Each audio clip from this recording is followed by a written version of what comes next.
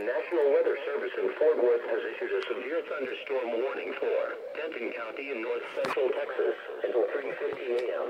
At 2:30 a.m., National Weather Service meteorologists detected a severe thunderstorm capable of producing damaging winds in excess of 60 miles per hour.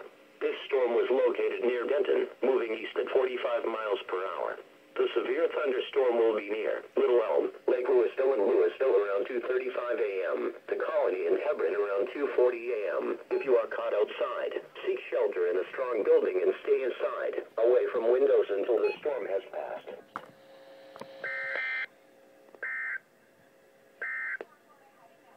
And now the short-term forecast. A severe thunderstorm watch is